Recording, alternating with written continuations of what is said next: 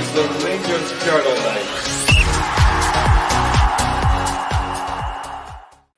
Hello everyone, welcome to the Rangers Journal. My name is Billy. Tonight we're going to be doing a little bit of a look back at the friendly defeat yesterday to Manchester United through at Murrayfield. Again, I'm not doing this alone. I'm joined this evening by Scotty. You all right, mate? Aye, not bad at all, mate. Not bad at all. It's good to be on dissecting the show yesterday. There wasn't a kind of post-match reaction yesterday because I think we were we were all busy. So, aye, it's good to be on. Good. And Doug, how are you this evening, mate? Yeah, I'm good, thank you. Looking forward to. I say looking forward to. Maybe that's a bit strong, but I'm engaged to discuss. Fair enough. Well, thanks for coming on, the both of you. Well, I guess there's no really easy way to say that. Yesterday was an awful game. From being in the stands, the atmosphere was non-existent, and it seemed to translate onto the park because nothing really happened for us on the park either, did it, Scott? No. All this energy and good work that Philippe Clement put in has now broken apart for me. I think the relationship between the fans and the club is fraught, I would say. Don't get me wrong, right? It's only a pre-season friendly. There needs to be a wee bit of context in that, but you also need to look at the bigger picture. And I don't think we're in the best shape just now, Billy. No. Doug, you weren't at the game either. You just watching it on RTV? Yeah. What was your takeaway? Yeah, I mean, like it was pretty average for me. I don't think we really learned anything new, to be honest. I thought it was a fairly even game, but it just really highlighted the issues that have been there for a while, and that which is our inability to both create and take chances, and the dire need for us to get some new attacking players in. As I said, I don't think any of that is new news to anyone. So, I mean, I'm not particularly enraged or happy about the game either way because it was pretty much as what I expected, to be honest. Fair enough. Well, I was going to maybe hold on this subject, Scotty, for a bit later on, but I don't think there's any kind of good way of ripping the Band-Aid off in this one. I was just going to have to do it. Cyriel Dessers, why is he even still at the club anymore, mate? Aye, I know. Remember last season when we first signed him and we all put it down to an injury that he picked up before he signed, that he wasn't holding the ball up, he wasn't pressing defenders, couldn't take a first touch. Can he shoot? He's got to be one of the worst Rangers number 9s I've seen in my whole life, Billy. It'd be brutal. And I'm putting him right up there with Egolist instead, who had that title up until Cyriel Dessers performed yesterday. Now I've got Ronald de Boer's quote here when he signed him. And he says Dessers is a very opportunistic player. If he's not on form or when the confidence is not there, he's a very limited player. Now, that's a harsh quote, but it's true. And it's... How do I put it?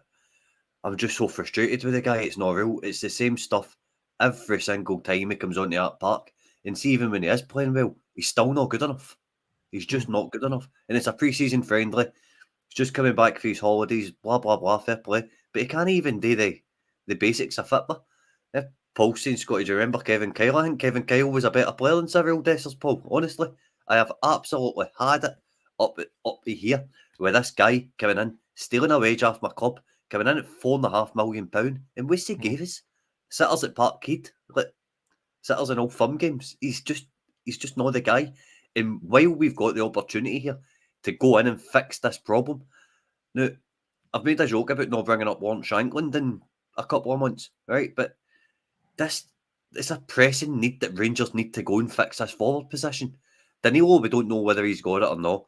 And we've only really got Danilo and Dessers just now. Igaman is going to take time to settle. Come on, has dimmed the expectation on him, and I think that's good management with Come on, because he's just a young boy. It needs to settle into a new country. But you're proven Rangers number 9 can't even put a normal pass through to Rabbi Matondo or take a first touch. Come on, man. It's time this guy needs to go now. Like, he's just not good enough. And he's not the only one in that bracket, right? But while we're talking about him, I just want to... I'm feeling really, really frustrated because I'm not even seeing a style of play on the park. And whether that's down to the management not having his own players in or whatever, but I don't feel as if we're any further on. The scar tissue for last pre-season still there. Do you know what I mean? And I'm sitting here feeling the exact same way as I did last season, except last season it was like, okay, it's just pre-season and you just did that kind of, just that kind of, I don't know, theme or whatever we could call it. Just that kind of feeling of, but we went into the start of the season, we didn't qualify for Champions League, and we were, but was it three games beaten or something in the first 7 matches, something daft, something silly like that. And I think we're in for a kind of similar start, if I'm being honest. Well, I really, really don't think we're in a good place, and Rangers need to change this next week.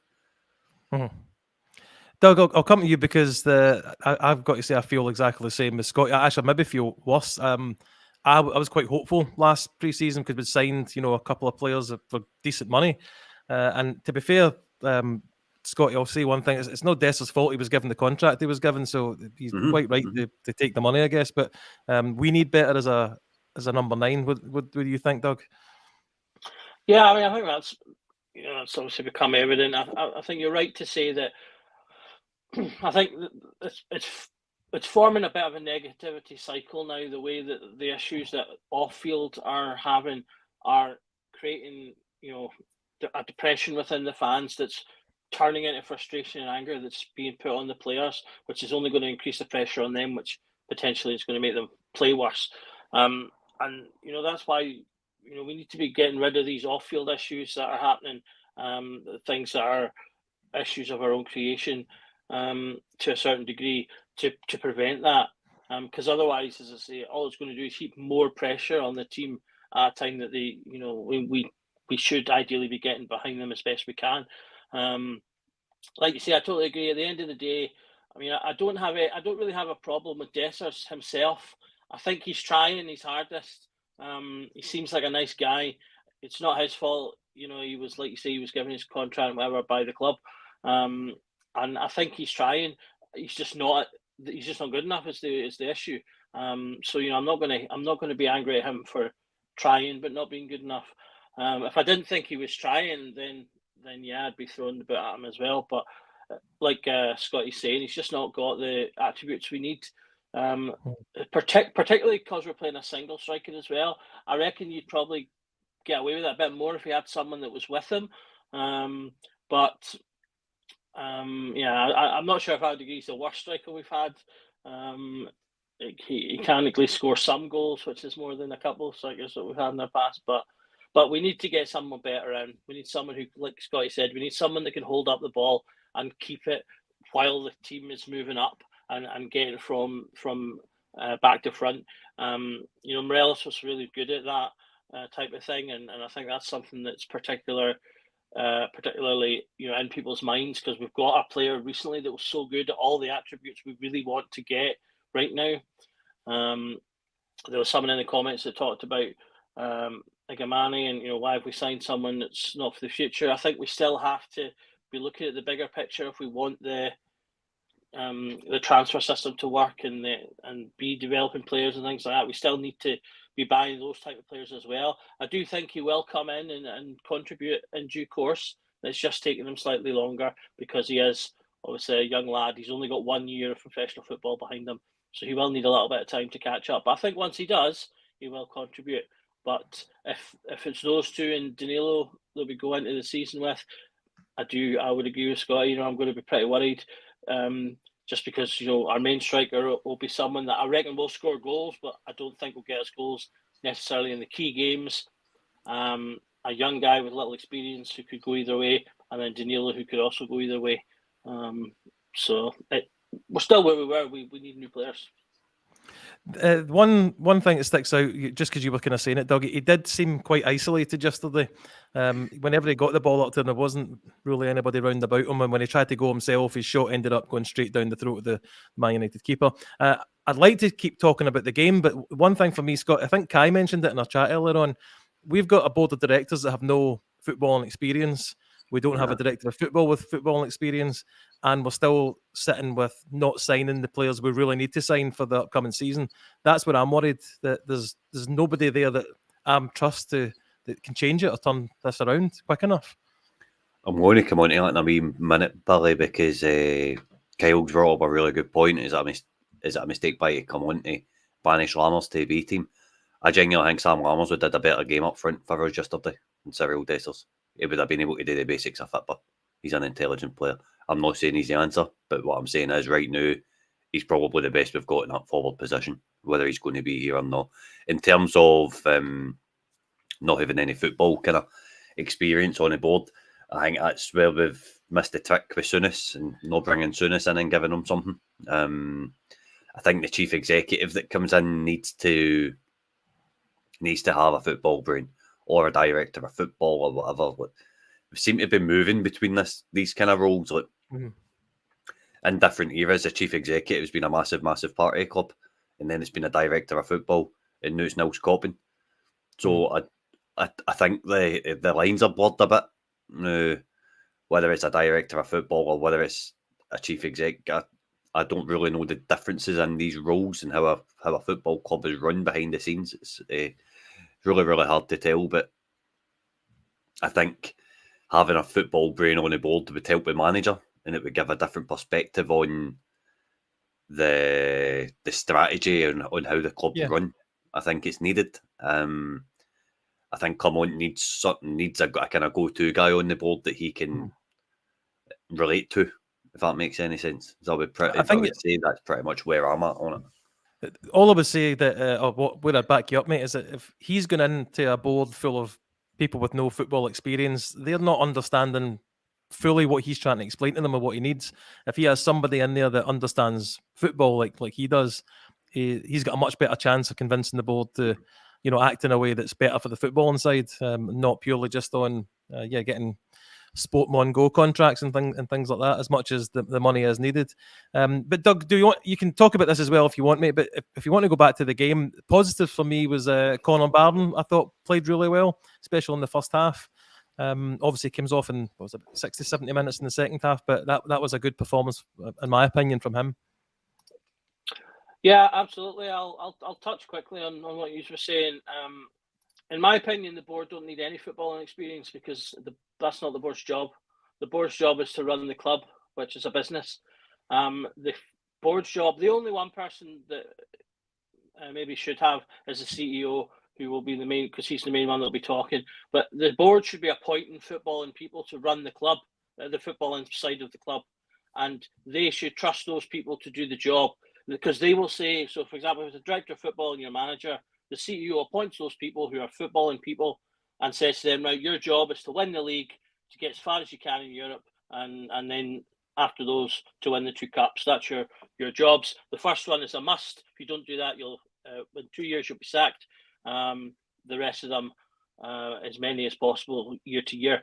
If they don't achieve those goals, they then sack them and hire the next person and repeat as required. They shouldn't need footballing experience. They're there to, if Clement is coming to them and saying, I need X, Y, and Z, their job is to then go and get him that. Because if they don't need to understand necessarily why, they should have an inkling. But I mean, they've all been around football enough to have the basic understanding. If they don't trust Clement enough to back him when he says, I need X, Y, and Z, then they shouldn't have him as manager. They shouldn't need to have the complete understanding. Because to me, these things need to be separate. Because that's why, in my opinion, that we keep faffing about, because the board has too many fingers in both the footballing and non-footballing sides, when they should be, let's say, they're not football people, they're businessmen, and that's what their job is. They should be spending their 100% attention on things like marketing, sponsorship deals, making the club money, because that then money is then given to the football people to do the football stuff. And those two things should be getting, because each side should be focused 100% on those goals. If either side is spending time thinking about the other, then they're not focusing on what their job should be. The football people's job should be football. The executive's job should be business. And if they're spending time thinking about either of the other, then they're not doing their jobs. That's my 2 cents on that. Conor Barden, best player in the park, I thought, in terms of our positioning. Touched on Dessers being isolated. I thought that's very true. We improved on that in the second half. If you look at the average player positions, once Matondo came on, he got so much further up the park than anyone did in the first half. Matondo, he's still the same though, in that he does do well against the ball. He can break the lines. He can make decent runs, but too many times he'll lose it or his cross isn't good enough. So it's again, as with too many of our players, we've got players that can do good things. Scott Wright again had a fairly decent game. He had the most key passes, a couple of crosses. He had a really good shot in the top corner at one point. But again, it was a good shot, but he didn't score. Good passes, but we didn't score. It's all about, we've still got these players that do good things, but they've not got the outcome. I'm hoping Connor Barron is going to make the step up though. He's looked really bright in both games now. I hope that continues. I saw someone say he made more tackles in the first 25 minutes than Lundstrom had in his entire career. So others appear to be thinking similar. He did seem to make that break quite well, and he looks like he's got a good combination building with Diomande as well. So again, if we can get a little bit more bolstered in that midfield, like for example Jordan coming in, I think we've got a base, but we need some more experience. We need some more skill and ability to build on top of it. I don't know if I can fully agree with you, Doug. I thought yesterday we looked like a bunch of players that had never met each other before, and I know it's a training game and a pre-season game, but the signs there for me didn't look good. Diomande, I think Cammy mentioned in the comments a wee bit earlier, maybe he's getting wasted playing in the kind of holding role. Maybe it'd be good to see him a bit further forward, Scott.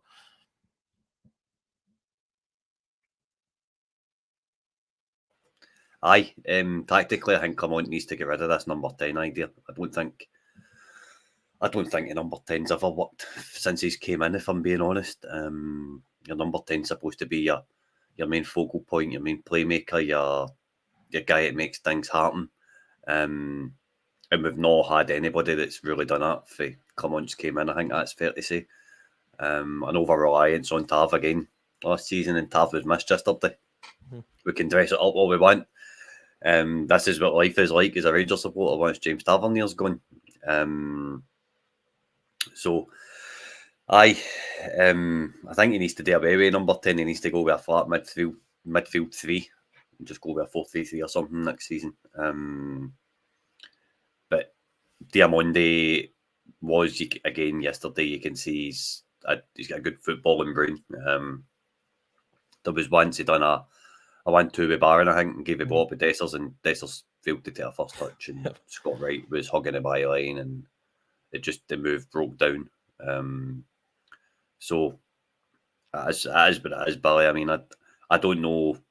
A 4-2-3-1's never really been my favourite formation, but it seems to be a manager's. We need to back a manager. We've got enough evidence. Cummins gave us enough last season to feel that, right, okay, we've got a good manager in charge, so we need to trust him. But his signs pre-season are quite concerning. Yeah, that's. I think I'm more aligned with you, Scotty, than Doug. Doug's a bit cheerier today than I'm feeling. But other notable performances, as you said, Matondo came on, thought he was lively. That was a terrible pass through to him from Dessers as well. It's that's what makes me feel it just felt really disjointed. And again, try to put it in the context of it's still a pre-season friendly, but we've not got much longer to go till the season actually starts, and I don't think the signs are great at the moment. It's definitely a case of, Doug, we need more players in, don't we? Absolutely. Like I say, we're still. I mean, I think it's been the problem for years that we've failed to get a group of players together at any one time that's consistently creative and has consistent output. We've had players dotted about from year to year, but we've never managed to get a group of them together. And until we do, I think we will. We're going to struggle to win a league, because players can come in and out will come in and out of form during the season. Some players will get injuries and things like that. So you need to have a group. And too often we've got, as I say, players that come in, like, as I say, Matondo is a perfect example, a player that, he's got that Celtic goal in him, but he'll do that maybe once or twice in the season based on what I've seen. He can worry defenders, but does he have the killer final pass and things like that? And so, I want us, these players, we've been linked with players that I think can make a difference, like say Jordan. If we could bring Sima back, Traore has got some good pedigree. So we need these type of players in that are going to help to make a difference. I agree with Scotty. I would love us to play a flat three in the midfield. If we can, I think it might make us a little bit more joined up. In the game, we only had 2 players that had any shots from inside the box, which was Dessus and Danilo. I feel we have to have players that are getting into the box more frequently and contributing to that. It was something we've lacked a lot in previous years. And I think we need more of that. So, like a more dynamic player from that midfield that can do that kind of thing. A lot of our other shots were sort of those edge of the box types, which is fine. But I think we need some people that can break that line as well. And then obviously the biggest need is a striker that's going to be both reliable in terms of scoring goals across the season. I think Dessus can do that part. He'll get goals across the season, but we also need someone that can contribute to the wider play of the game, which is especially important in Europe and especially important in Old Firm games, where you have to retain your possession, but then also someone that will make that difference in the real key moments. And those, Dessus got the first one, but he doesn't have the other 2. And that, we need someone that's really got all 3. Scotty, do you think a formation change with the players we've got would make a big enough difference? I guess I'm just thinking, like, what could we have done differently yesterday that maybe would have getting us a goal, get us something to cheer about or whatever. But for me, there was nothing. It didn't look like anything was really happening, and especially in the box. Aye, I know. We seem to be playing a high press, a very bad high press, but we seem to be playing a high press. It's so disjointed. It's not real. I agree with Doug and what he's saying. I think a flat 3, a 4-3-3 would work better because, like I say, 10's been very underwhelming for Clement brought it in, and whether that's down to the style of player, whoever's playing the role isn't playing it properly. I don't know. I can't. I struggle to comment on it. I'm struggling kind of overall on the kind of tactical side of things, Billy, because there doesn't seem to be a style of play, an identity. And when Michael Beale left, it was one of the things we all wanted. We all wanted an identity. Somebody come in. Kevin Muscat was a guy I wanted in at the time because I thought that Fitba, the brand of Fitba he played, would have been perfect for us. But we didn't. We got Clement and he got a reaction, and I need to see some positivity this coming week because I'm so deflated today. It's not real, and I've never really felt as bad as this after a pre-season friendly. But it's just the same old stuff you're watching over and over and over again. You know what I mean? You just get fed up with it. Some players that you maybe think would be going. I'm going to pick one out. Tom Lawrence. How did you? I'll stay with you, Scott.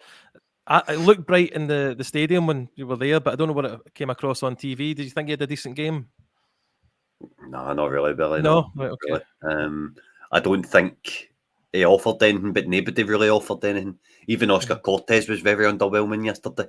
Didn't really get involved in the game, and I know that's that. I'm putting that down to the injury and the pre-season thing, and he's just getting back fit. It was well off the pace, but we'll need to wait and see how it all pans out, Billy. Doug, you were talking just before we started about Amad Diallo. I just wonder, I don't know if I picked you up right or not. Was there any interest in us actually taking him permanently, or was it just that small loan window? Was he interested in coming here? I wouldn't have thought so. I mean, he's a £30+ million player. We wouldn't have been able to afford him. So it would only have ever been a loan. He's one of those players that it was just such a missed opportunity. He got put in an Old Firm game, was completely overwhelmed by it, and then just that was him gone for like the whole season. And he came back in at the very end, did quite well, but then he was gone. But that's the type of player that I think we need. We need, he was energetic. He was a lot like Matondo, but just much better. I mean, Matondo is the type of player I would like us to sign, to be fair, just a better version of him. Someone that's got a better contribution rate. I mean, Sima, for all intents and purposes, Sima, he's not as quick as Matondo, but Seaman was very direct. He liked to run with the ball. He would cut in. 16 goals from attacking mid is something we haven't seen since Kent was at his pomp.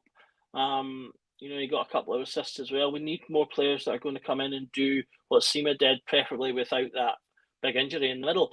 So we need at least 2 to 3, maybe 4 players who are going to come in and have a season like that. As I say, the thing that kind of just really struck me about yesterday was just how it was all very a bit meh.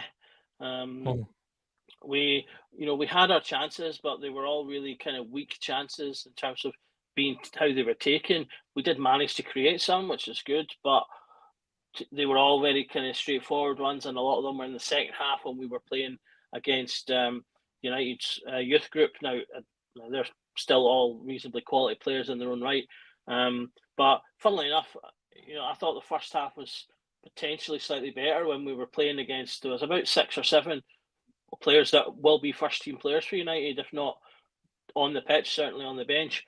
And the game started with a bit of pace and a bit of sprightliness. And at first I was like, oh, this is good, because we need this coming up to playing competitive matches.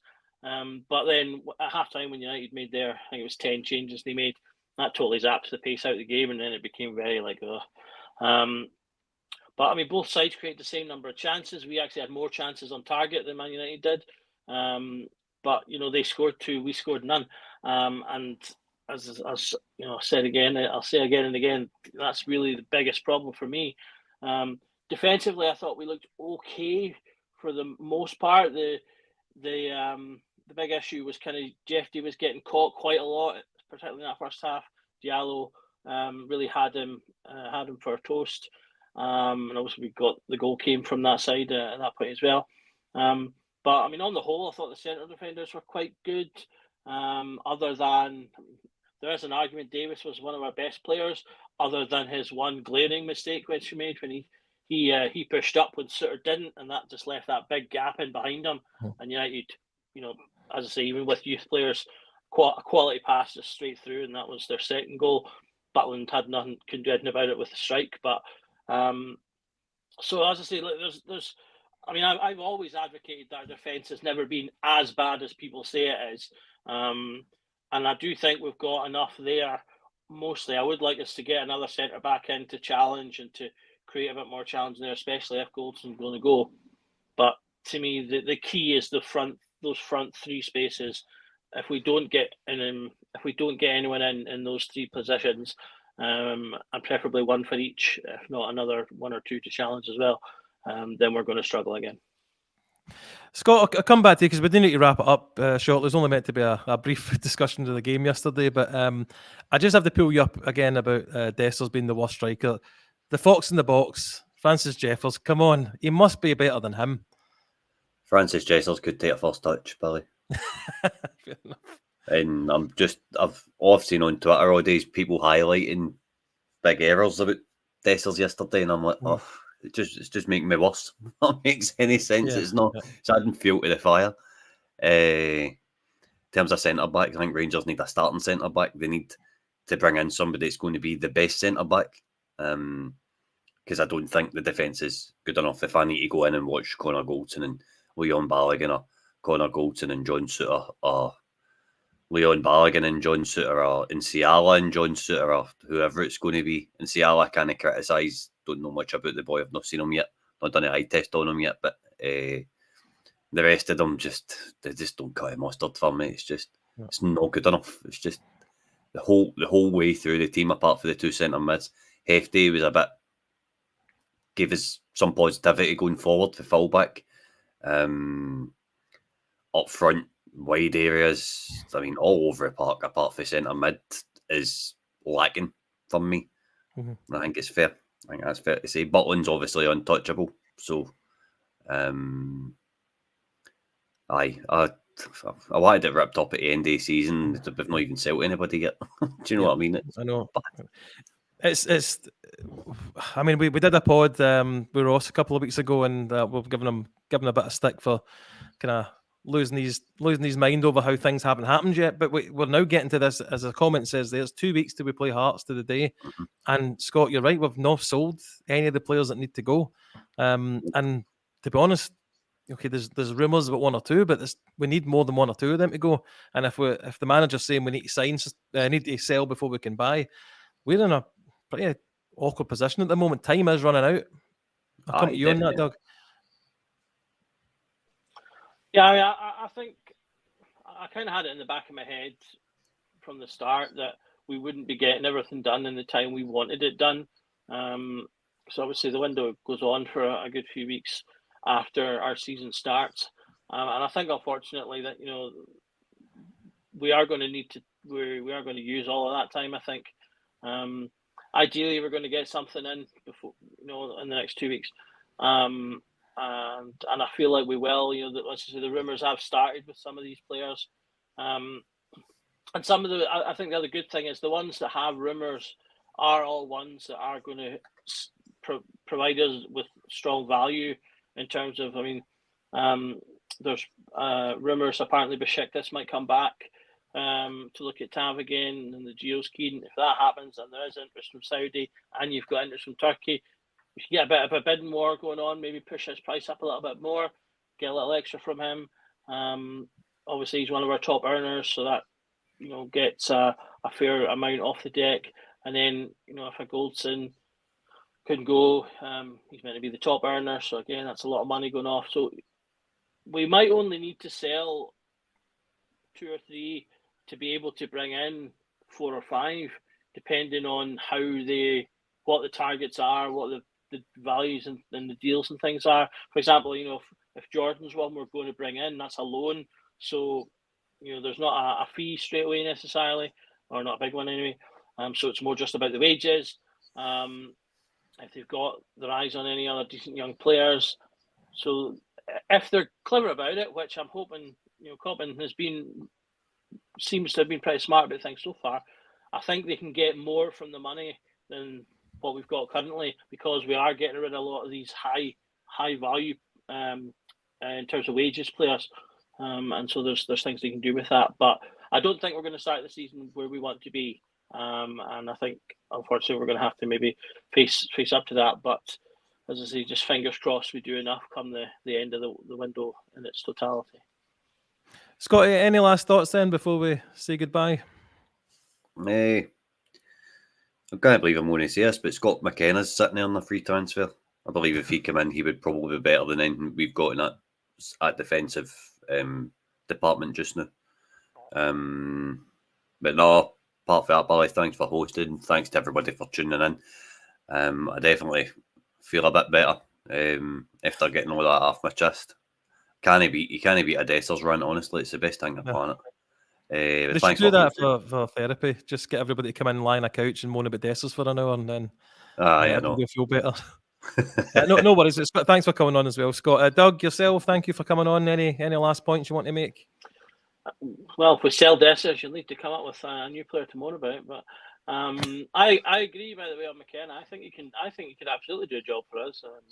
He's an experienced defender, international player as well. So we could certainly do worse, given that, like you say, he's sitting there on a free. So that is an option.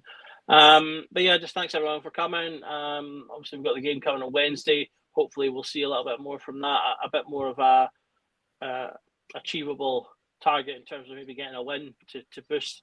I think that would be quite good if we could get a win just to boost the morale a little bit, if nothing else. So fingers crossed for that. Fair enough. Thanks very much for coming on, mate. Thank you everyone for your comments. Thanks everyone for watching and joining us to get a bit of, as Scott says, a bit of rants off our chest about 1 or 2 of the players. But again, thanks everyone. Please like and subscribe. We do have podcasts most days of the week, all free. And remember that every night is a Rangers Journal night. So goodbye.